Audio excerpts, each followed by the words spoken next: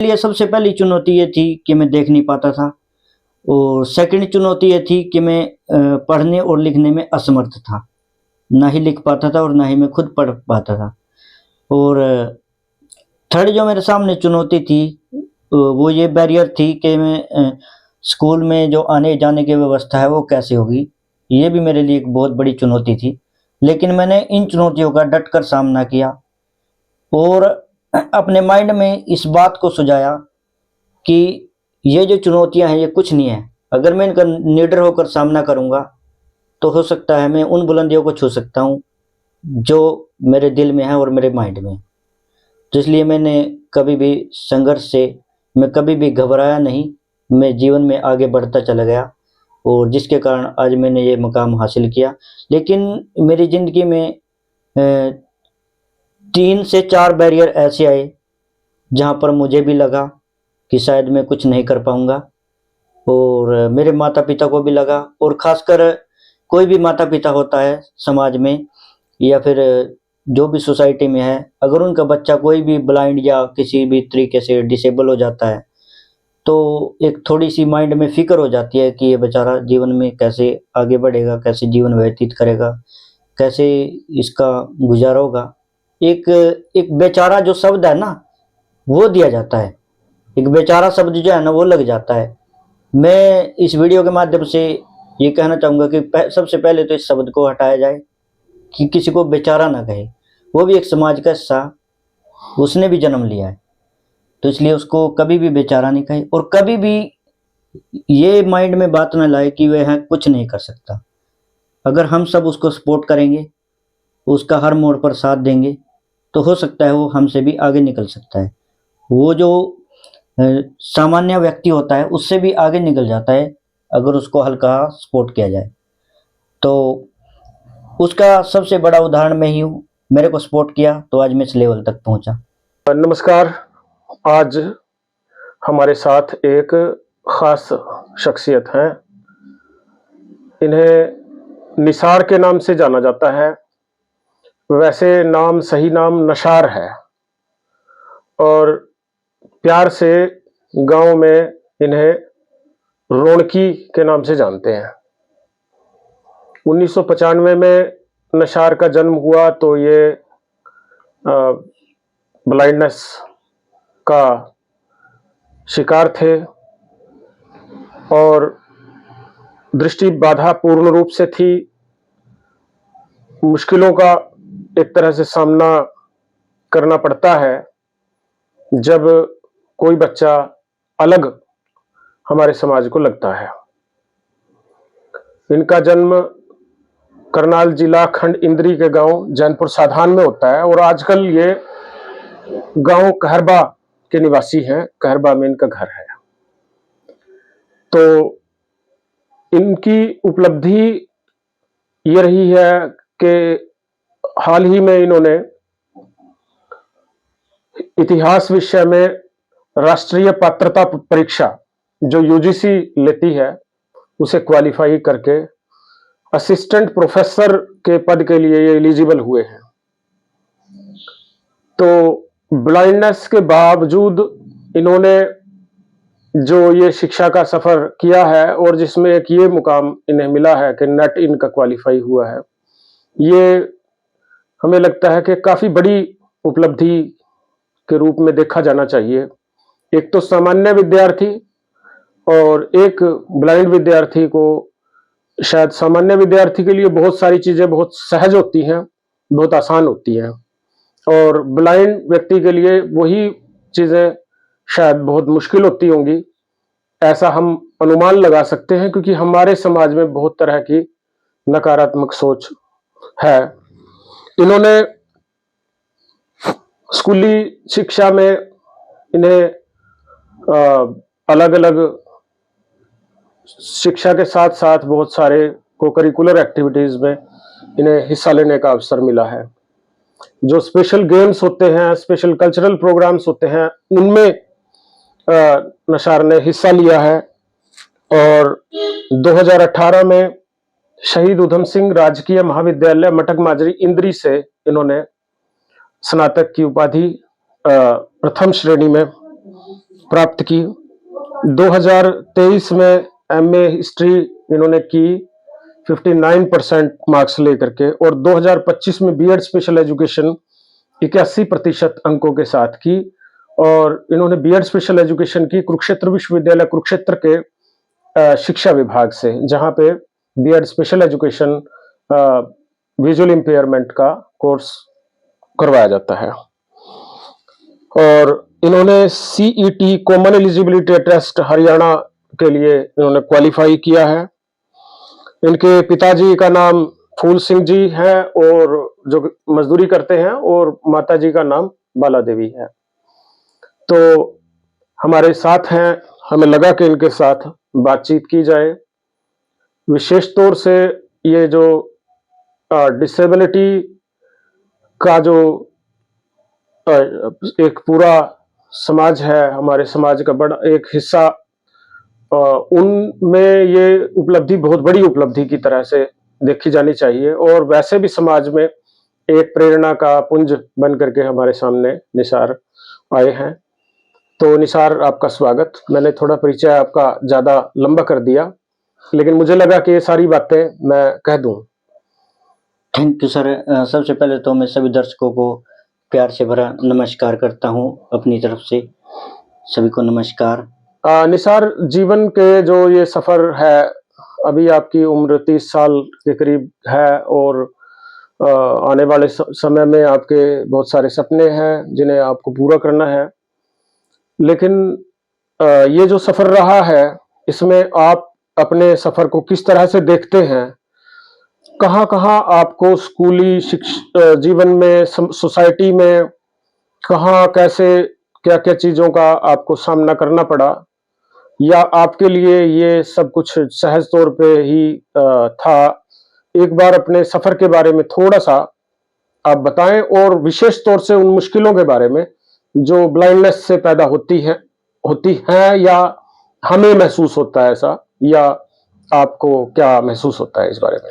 Sir, मेरा जीवन जो है वो बहुत संघर्ष भरा रहा, और लेकिन मैंने संघर्ष भरे जीवन में कभी भी संघर्ष से मैं डरा नहीं। मैंने इसका निडर होकर के सामना किया। और मेरे लिए सबसे पहली चुनौती ये थी कि मैं देख नहीं पाता था, और सेकंड चुनौती ये थी कि मैं पढ़ने और लिखने में असमर्थ था। ना ही लिख पाता था और ना ही मैं खुद पढ़ पाता था। और थर्ड जो मेरे सामने चुनौती थी, वो ये बैरियर थी कि मैं स्कूल में जो आने जाने की व्यवस्था है वो कैसे होगी। ये भी मेरे लिए एक बहुत बड़ी चुनौती थी। लेकिन मैंने इन चुनौतियों का डट कर सामना किया, और अपने माइंड में इस बात को सुझाया कि ये जो चुनौतियां हैं ये कुछ नहीं है। अगर मैं इनका निडर होकर सामना करूंगा तो हो सकता है मैं उन बुलंदियों को छू सकता हूँ जो मेरे दिल में है और मेरे माइंड में। तो इसलिए मैंने कभी भी संघर्ष से मैं कभी भी घबराया नहीं। मैं जीवन में आगे बढ़ता चला गया, और जिसके कारण आज मैंने ये मुकाम हासिल किया। लेकिन मेरी ज़िंदगी में 3 से 4 बैरियर ऐसे आए जहाँ पर मुझे भी लगा कि शायद मैं कुछ नहीं कर पाऊँगा, और मेरे माता-पिता को भी लगा। और ख़ासकर कोई भी माता-पिता होता है समाज में या फिर जो भी सोसाइटी में है, अगर उनका बच्चा कोई भी ब्लाइंड या किसी भी तरीके से डिसेबल हो जाता है, तो एक थोड़ी-सी माइंड में फ़िक्र हो जाती है कि ये बेचारा जीवन में कैसे आगे बढ़ेगा, कैसे जीवन व्यतीत करेगा, कैसे इसका गुज़ारा होगा। एक एक बेचारा जो शब्द है ना, वो दिया जाता है। एक बेचारा शब्द जो है ना, वो लग जाता है। मैं इस वीडियो के माध्यम से ये कहना चाहूँगा कि सबसे पहले तो इस शब्द को हटाया जाए कि किसी को बेचारा ना कहे। वो भी एक समाज का हिस्सा, उसने भी जन्म लिया है, तो इसलिए उसको कभी भी बेचारा नहीं कहे। और कभी भी ये माइंड में बात ना लाए कि वह कुछ नहीं कर सकता।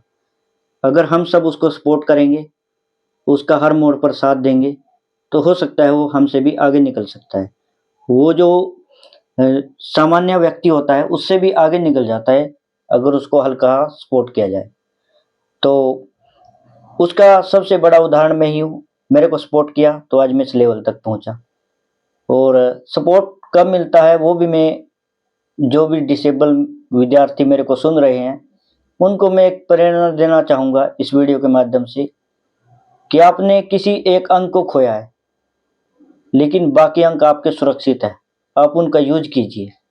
अगर किसी को आंखों में दिक्कत है तो वो ये ना घबराए कि मेरे को दिखाई नहीं दे रहा, मैं पढ़ नहीं सकता, लिख नहीं सकता। नहीं, आप अदर जो आपकी 4 ज्ञान इंद्रियां हैं उनका ठीक से यूज कीजिए, उनका इस्तेमाल कीजिए। आप उन लोगों से आगे जा सकते हैं जो 5 ज्ञान इंद्रियों का प्रयोग करके भी आपसे आगे नहीं निकल सकते। तो इसलिए मैं सभी को यही प्रेरणा देना चाहूँगा कि आप अपने जीवन में अपने लक्ष्य को, अपने टारगेट को बनाइए और उसकी ओर दौड़िए। जैसे आपने देखा होगा, बहुत सारे लोग क्रिकेट का मैच देखते हैं, उसमें कम स्कोर होने के बावजूद भी कोई भी टीम यह नहीं सोचती कि हम हारेंगे, वो फिर भी जीत के लिए जाते हैं, भले वो हार जाएं, लेकिन उनका जो मेन मोटिव होता है वो जीत के लिए होता है। तो इसलिए जो मेरे जीवन में बैरियर आए और अदर के जीवन में भी ब्लाइंड स्टूडेंट के खासकर आते हैं। सबसे पहले तो जब हमें घर से दूर स्कूल में जाना होता है तो ये चुनौती होती है कि कैसे हर रोज की जो क्रिया वो कैसे होगी, आना जाना कैसे होगा। तो उसके लिए मेरे लिए सबसे बड़ा बैरियर 9th क्लास में आया था, जो मेरे जीवन का सबसे बड़ा एक टर्निंग पॉइंट था। क्योंकि मेरे पास आने जाने के लिए कोई व्यवस्था नहीं थी और मेरे माता पिता भी सक्षम नहीं थे कि मेरे को हर रोज स्कूल लेके आ सकें और लेके जा सकें। तो मेरे माता पिता मेरे को पढ़ाने से गुरेज कर रहे थे, तो यह मना कर रहे थे कि आप कैसे करोगे। लेकिन मैंने कोशिश की, मैं कहा मैं पढ़ूंगा। तो वो बोले आप कैसे जाओगे, क्योंकि खानपुर हमारे से लगभग 3 किलोमीटर दूर है। ये चुनौती जो है मेरे जीवन की सबसे पहले चुनौती थी। और मेरे लिए ये था कि अगर ये बैरियर पार हुआ तो हो सकता है जीवन के अन्य बैरियर भी जो है आसानी से पार हो जाएंगे। और हुआ भी ऐसा ही। मैंने खानपुर में 9th क्लास में एडमिशन लिया अपना, और एडमिशन लेने के बाद मैंने अपने एक फ्रेंड्स को बोला कि आप मेरे को लेके जाएंगे और लेके आएंगे। और ये मैं आपको बहुत इंपॉर्टेंट बात बता रहा हूँ, और जो भी विद्यार्थी ब्लाइंड्स इसको सुन रहे हैं उनके लिए ये जीवन में काम आने वाली एक मार्ग भी है और एक बात भी है उनकी।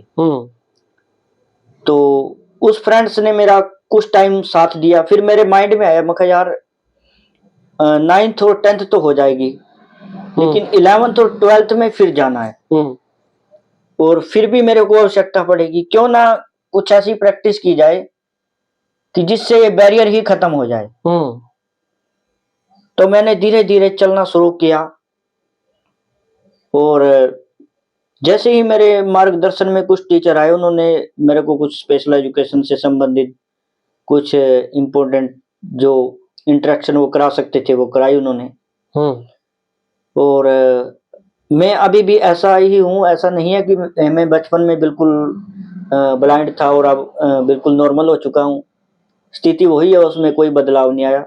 उन्होंने बताया कि आप जहां पर भी जाते हो वहां के कुछ की पॉइंट होते हैं, उनको नोट कीजिए, और आप जहां पर भी जाते हैं उस रास्ते की कोशिश कीजिए प्रैक्टिस करने की, ताकि आपको भविष्य में कोई प्रॉब्लम ना हो। और मैंने प्रैक्टिस की, और जब मैंने 9th और 10th कर लिया, उसके बाद मेरे लिए चुनौती ये थी कि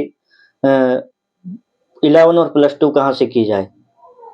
और गांव में 2 स्कूल पढ़ते थे प्राइवेट, मैंने उनसे एडमिशन लेने के लिए मना कर दिया, जबकि वो फ्री में मेरा एडमिशन कर रहे थे।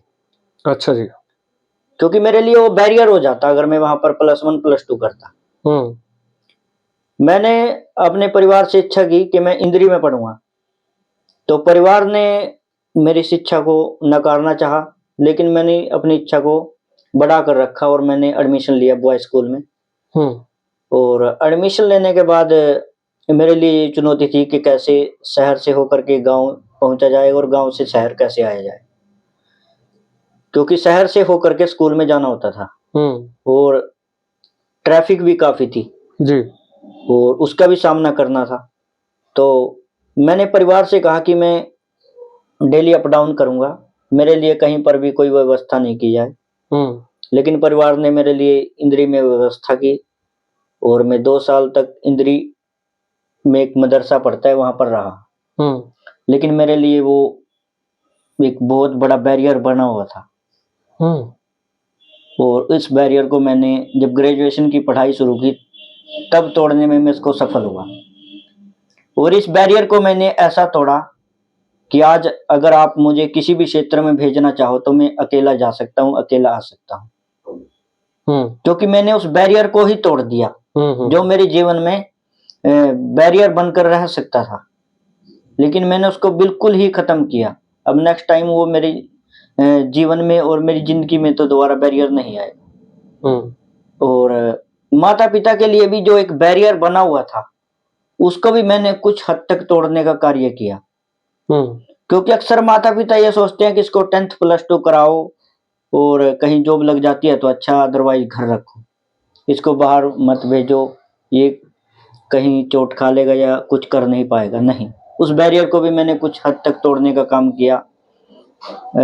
मैं सभी माता पिता को यही संदेश देना चाहूंगा इस वीडियो के माध्यम से कि अगर आपके परिवार में कोई ऐसा बच्चा हो जाता है कि जिसको हल्की या फिर कंप्लीट डिसेबिलिटी हो जाती है तो आप उससे घबराइए मत, उसका सहयोग कीजिए, उसको पढ़ाइए, उसको अगर कहीं आवश्यकता है आपकी तो आप उसकी आवश्यकताओं को पूरा कीजिए, उसका सहयोग कीजिए और एक दिन ऐसा आएगा कि वो उन व्यक्तियों और उन विद्यार्थियों से आगे निकल जाएगा जिनके बारे में आप बहुत ज़्यादा सोचते हैं कि ये इंजीनियर बनेगा, ये डॉक्टर बनेगा, लेकिन आप उस बच्चे के बारे में भी ज़रूर सोचिए, उसको अलग ना कीजिए। और ज़्यादातर मैंने ये देखा है कि माँ बाप जो डिसेबल बच्चे होते हैं उनको थोड़ा अलग थलग कर देते हैं, ऐसा मत कीजिए, वो भी एक समाज का हिस्सा है। और आप मुझसे देख सकते हैं, मेरे माता पिता ने मेरा सहयोग किया, मेरा साथ दिया, तो आज इस मुकाम पर हूँ। साथ लेकिन तभी मिलेगा जब आपके अंदर भी कुछ जिज्ञासा होगी। पहले हमने अपने आप को खड़ा करना है, तभी हमारे साथ अदर लोग खड़े होंगे, अदरवाइज हम बैठे रहेंगे तो अदर लोग हमारे साथ ही बैठे रहेंगे, वो भी खड़े नहीं होंगे, क्योंकि हमने अपने हक की लड़ाई खुद लड़नी है। और जब हम खुद लड़ेंगे तो हमारे साथ और लोग भी, चाहे वो माता पिता हो, टीचर्स हो, समाज हो, वो भी हमारे साथ लड़ेगा। लेकिन प्रेरणा यही है मेरे से, वैसे तो मैंने इतना बड़ा कार्य नहीं किया, लेकिन फिर भी मैं यही कहना चाहूँगा सभी विद्यार्थियों को, सभी स्टूडेंट को जो डिसेबल हैं, लेकिन अदर्स के लिए भी, कि अगर आप पढ़ सकते हैं तो पढ़िए। अगर आपकी किसी और एक्टिविटी में आपके अंदर किसी प्रकार का भी इंटरेस्ट है तो उस इंटरेस्ट को आप दबाकर मत रखें, उसको निकालिए। आपके अंदर कोई टैलेंट है उसको समाज के सामने जागरूक कीजिए, उसको बचाकर मत रखें। अगर आप समाज के सामने जागरूक करेंगे तो समाज में ऐसा नहीं है कि आपका कोई साथ नहीं देगा, साथ देगा। भले ही माँ बाप साथ ना दे, अदर लोग आपके साथ खड़े हो जाएंगे, लेकिन आपको खुद उठना पड़ेगा। जैसे एक वाक्य बोला जाता है कि घर से निकलना होगा, घर से निकलेंगे तभी बात बनेगी। तो इसलिए आपसे भी यही मेरी रिक्वेस्ट है कि आप भी घर से बाहर निकलिए, आप ऐसे बैठे मत रहिए, आप एजुकेशन लीजिए, स्टडी कीजिए। जॉब लगना या नहीं लगना वो बाद की बात है, लेकिन आप पूरी फॉर्मेलिटीज को जो है वो पूरा कीजिए और जो भी आप कर सकते हैं वो कीजिए, आप घबराइए मत। संघर्ष हर व्यक्ति को करना पड़ता है। मैं यूनिवर्सिटी में काफ़ी लोग मुझसे पूछते थे कि आप बहुत संघर्ष कर रहे हैं, लेकिन मैंने उनको एक नाम दिया हुआ था, मगर नहीं, मैं संघर्ष नहीं कर रहा हूँ, मैं खोज कर रहा हूँ। मैं जीवन में कुछ खोज रहा हूँ जो अभी मिल नहीं रहा है, जिस दिन मिल जाएगा उस दिन मेरी खोज जो है वो कंप्लीट हो जाएगी। तो इसलिए आप संघर्ष मत कहिए, आप खोज कहिए इसको। कोई भी व्यक्ति है, हर व्यक्ति खोजता है, कुछ ना कुछ खोजता है। जैसे ब्लाइंड में जब स्टडी कराई जाती है स्पेशल एजुकेटर की तरफ से, तो व्यक्ति को सबसे पहले खोजना ही सिखाता है कि अगर हमारी कोई वस्तु गुम हो जाती है तो उसको ब्लाइंड स्टूडेंट कैसे खोज सकता है। तो ऐसे ही खोज सभी कर रहे हैं। कोई पीएचडी कर रहा है, वो भी खोज रहा है। अगर कोई मास्टर डिग्री कर रहा है वो भी खोज रहा है, अगर किसी ने कंप्लीट कर लिया पीएचडी तो उसके बाद भी वो खोज रहा है, वो चाहे वो जो भी खोज रहा हो लेकिन खोज में लगे हैं। तो इसलिए संघर्ष जो है वो हमारे द्वारा नाम दिया गया है, लेकिन संघर्ष नहीं होता, वो खोजना होता है।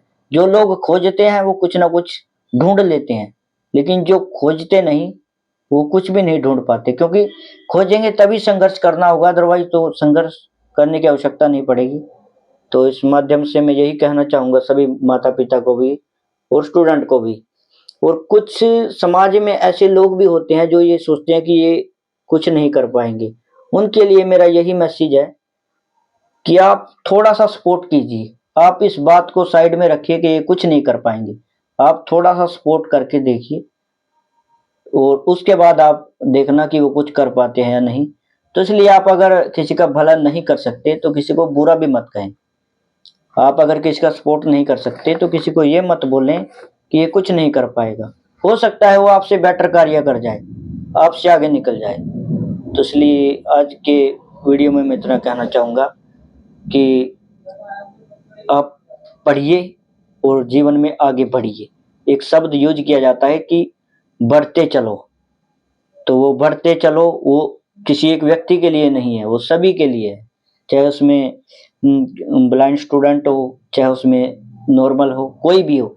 और एक मैं बात वीडियो में बोलना चाहूँगा कि कमी सभी में होती है, ऐसा नहीं है कमी किसी में नहीं होती। कोई भी व्यक्ति कितना ही सुंदर हो, कितना अपने आप को वो ठीक ठाक महसूस करता हो, लेकिन कोई ना कोई कमी उसके अंदर भी है, नॉर्मल कोई नहीं है। ये सिर्फ एक कहावत बनाई हुई है कि कोई डिसेबल है तो उसको डिसेबल बोला जाता है और कोई ठीक ठाक उसको नॉर्मल बोला जाता है। नॉर्मल कोई नहीं है, कमी सभी के अंदर है, कोई ना कोई कमी है। बेशक काफी लोग ऐसे हैं जिनको खुद महसूस नहीं है कि उनको उनके अंदर क्या कमी है, दूसरा ही व्यक्ति बता सकता है उसके अंदर क्या कमी है। तो इसलिए कमी सभी के अंदर है, कोई भी नॉर्मल नहीं है। और जो ये सोचते हैं कि हमारे अंदर ही कमी, अदर के अंदर कमी, ऐसा नहीं है, आप सब बराबर हो। और मैंने अपने आप को कभी भी डिसेबल महसूस नहीं किया और ना ही मेरे पर कोई फर्क पड़ा। मैं ब्लाइंड जरूर हो चुका हूं लेकिन मेरे माइंड पर 1% भी फर्क नहीं पड़ा, आज भी मुझे महसूस नहीं होता कि मैं ब्लाइंड हूं। कई बार मेरे माता पिता अगर किसी के सामने बोलते हैं तो मैं उनको भी यही बोलता हूं कि नहीं, मैं ब्लाइंड तो नहीं हूं, मैं ठीक ठाक से भी बेहतर हूं, क्योंकि मैं उनसे आगे निकल चुका हूं। तो इसलिए आप अपने आप को कम मत हाँकिए, आप अपने आप को बेटर हाँकिए, क्योंकि जब आप अपने आप को बेटर समझने लग जाएंगे तो तभी आप जीवन में आगे बढ़ पाएंगे। अदरवाइज अगर आप सबसे कमजोर रखेंगे आपको, तो आप अगर कहीं पर भी लाइन में खड़े होंगे तो बेसिकली अपने माइंड से ही पहले आप बाहर हो चुके होंगे। अब लाइन में लगे हुए को तो बाद में ही कोई हटाएगा, पहले तो आप खुद ही हट जाएंगे, क्योंकि आपने माइंड में ठान लिया है कि मैं कमजोर हूँ, मेरा हो सकता है यहाँ पर सिलेक्शन ना हो, क्योंकि आपने माइंड में ही हो सकता है सामने से जो क्वेश्चन पुटअप करे हो हमारे माइंड में भी हो, हम उनका फिर भी आंसर नहीं दे, क्योंकि हमने माइंड में उसको माइंड को जो है ना अलग धारणाओं में पेद कर दिया है, यानी उसको अलग अलग दृष्टि में मोड़ लिया हमने। तो इसलिए जिन खोजा तिन पाइया, और ये जो शब्द जिसे निसार ने बेचारा कहा, तो हम एक नारा आमतौर पे लगाते रहे शिक्षा का काम करते हुए, दया नहीं अधिकार दो, सुंदर सा संसार दो। तो दो तरह के एटीट्यूड हैं जो चरम हैं, एक तरह से बिल्कुल नेग्लेक्शन और एक दया और बेचारा का व्यवहार। तो जब हम इस नकारात्मक जो दृष्टिकोण है, नजरिया है, उससे निकलेंगे तो हमारा समाज बेहतर होगा, सबको अच्छे अवसर मिलेंगे। निसार के लिए एक सवाल ये है कि आपने शिक्षा का ये जो सफर आप निरंतर जारी रखे हुए हैं, तो एक बात मैं बता देता हूं दर्शकों को कि आमतौर पे मानते हैं कि परीक्षा कैसे होगी। परीक्षा के लिए एक सहायक की जरूरत होती है जो लिखता है और ये बताते जाते हैं। और पढ़ने के लिए ये होता है कि या तो ऑडियो बुक्स या कोई भी आपका कोई साथी ब्लाइंड व्यक्ति के लिए जो किताब पढ़ दे, और कोई चीज जो समझ में नहीं आती वो टीचर समझा दे, तो मेरे ख्याल में कंसेप्ट एकदम क्लियर हो जाता है निसार। हाँ सर, क्लियर हो जाता बिल्कुल एकदम ऑडियो बुक से या फिर कोई पढ़ करके सुना दे, है ना। वैसे तो सबकी अलग अलग स्ट्रेंथ होती है जी। लेकिन मेरा जो कॉन्सेप्ट है वो ऑडियो से भी क्लियर हो जाता था और अदरवाइज कोई टीचर या फिर कोई साथी पढ़कर सुना देता था। हाँ। तो उससे भी, क्योंकि मेरा फोकस उसी पर रहता था, इधर उधर मैं अपना ध्यान नहीं रखता था। और मेरा कॉन्सेप्ट इसलिए भी क्लियर हो जाता था क्योंकि मैं उसका कुछ हिस्सा क्लास में सुन लेता था। और मेरे लिए क्लास में कोई जगह निर्धारित नहीं थी, मैं कहीं पर भी बैठ सकता था। अदरवाइज तो सबसे आगे जगह निर्धारित होती है ब्लाइंड स्टूडेंट के लिए, लेकिन मेरे लिए कोई निर्धारित नहीं, क्योंकि मैंने अपने आप को कभी भी ब्लाइंड प्रोजेक्ट किया ही नहीं। क्लास में भी मैं जो मेरे फ्रेंड्स होते थे उनके साथ ऐसा व्यवहार करता था कि वो मुझे समझ नहीं पाते थे कि ये ब्लाइंड है। उनको ये लगता था कि ये इसमें कोई प्रॉब्लम नहीं है। और आज भी कहते हैं कि हम आपको ब्लाइंड नहीं बोल सकते क्योंकि आप ऐसा व्यवहार करते हैं, ऐसा जो सामान्य लोग हैं वो भी नहीं करते। और अच्छा, एक आपने बिल्कुल सब जो ब्लाइंड बच्चे हैं, युवा हैं, उनके लिए, सोसाइटी के लिए, पेरेंट्स के लिए आपने बहुत कुछ कहा है।